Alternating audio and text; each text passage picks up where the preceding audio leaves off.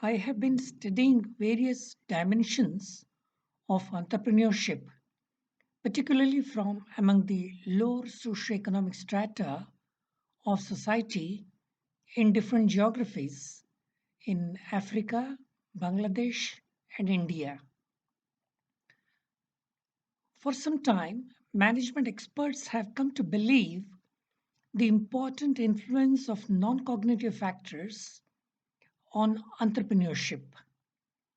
One of the elements in our non cognitive personality is the locus of control. What is locus of control?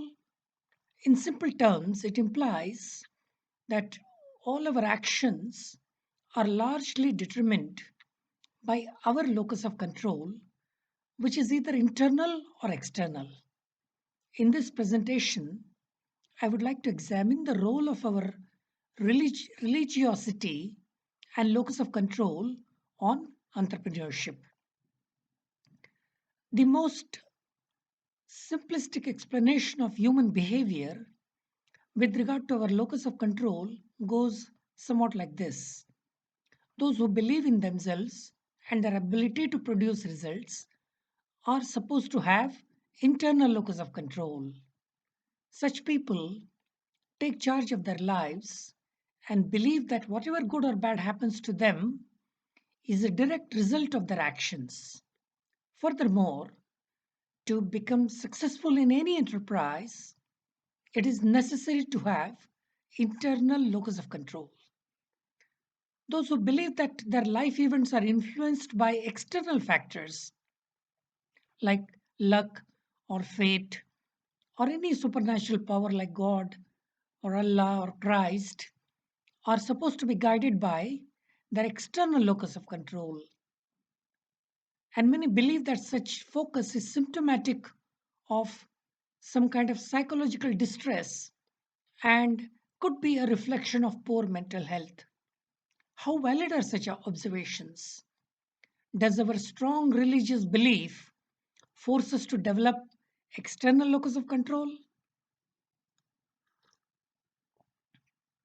While it is established that those who believe that their life is governed and largely dictated by fate or God or luck exhibit more stress and depression than those who believe that they and they alone are responsible for what happens to them, that by itself does not determine success or failure in their chosen enterprise.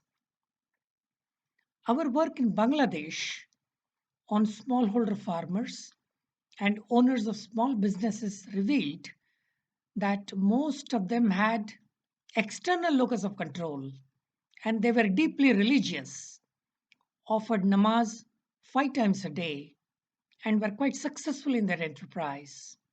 Islam, as we know, has 6 articles of faith. Fate or predestination or divine force ordainment is one of them. Classic Islam continues to debate the relationship of fate, what is known as qadar, with freedom, which is known as huriya, and choice, which is ikhtiyar, and free will, which is irada. Two group embraces contradictory belief about qadar, which is the fate. Al-Jabariya, their position is that humans have no control over their lives, that everything is dictated by Allah. In contrast, Al-Qadiriya believes humans have complete control over their lives and destiny, even that God does not know what an individual will choose. A third position is of the traditional Sunni view, which falls somewhere between suggesting that God knows all things, but that humans also have the freedom to choose. Bangladesh has a majority of Sunni population, and therefore it is not surprising that while having a firm belief in fate, luck, and Allah, they are successful in their chosen enterprise. What about Christianity? Historical Christianity has long taught that trust in Scripture and faith in God provides personal comfort. knowing that life is not out of control and that God both listens and cares. Many Christians are comforted knowing that God's providential or invisible hand is always working for their best interests.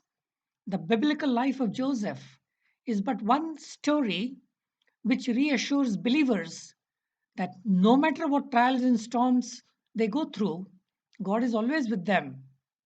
Romans says, and we know that for those who love God, all things work together for good, for those who are called according to this purpose. Now, about Hinduism, majority of Hindus believe in the concept of God and fate. They worship regularly by visiting temples, offering donations to charity. In that sense, they possess external locus of control. Yet, we have seen many of them are successful in their chosen field. Hindus believe that the divinity resides in them and God is an extension of that concept. Does it imply that locus of control is not a determining factor in entrepreneurship? The answer is a firm no.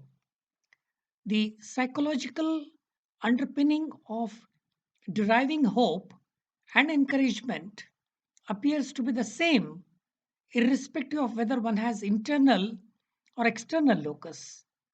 Those who believe in God use God as a reflector that amplifies their hopes and aspirations and also ensures a sort of healing when they meet with failures in life. Coming to Bangladesh, as mentioned earlier, we observed that all the sample that we studied had strong external locus of control, and many of them were successful in their enterprise. Now we know Bangladesh has a long history of natural disasters. Between 1980 and 2020, it experienced over 400 natural disasters. The geographical location, land characteristics, multiplicity of rivers, and the monsoon climate render Bangladesh highly vulnerable to natural hazards. The coastal morphology of Bangladesh influence the impact of natural hazards on that area. It suffers from floods, cyclones, storm surge, riverbank erosion, earthquake, drought, salinity intrusion, fire, tsunami. Cyclones and floods have particularly caused massive damages, as we know. Farmer entrepreneurs naturally find such events overbearing, overwhelming, and beyond their control, which develops into a kind of fatalistic attitude, and that in turn focuses them more to pray to ward off these occurrences. And yet, these very occurrences help them to develop resilience and fortitude, which in turn cements the entrepreneurial drive and ambition. I would therefore, based on our research and findings, propose a completely different conclusion that goes against the prevailing wisdom. Those who are religious and have strong external locus of control have a better go at entrepreneurship than those who have internal locus of control. The spiritual and moral sustenance derived by worship and prayer and meditation acts as a second partner to the entrepreneur, multiplying many folds his or her efforts. In addition, the firm belief in the supernatural also reinforces the conscientiousness and consciousness in them, uh, nudging them to pursue the path of fair play, empathy, and mutuality. In these days of ruthless, big shark eating the small shark syndrome, such an approach is the need of the hour. Thank you very much.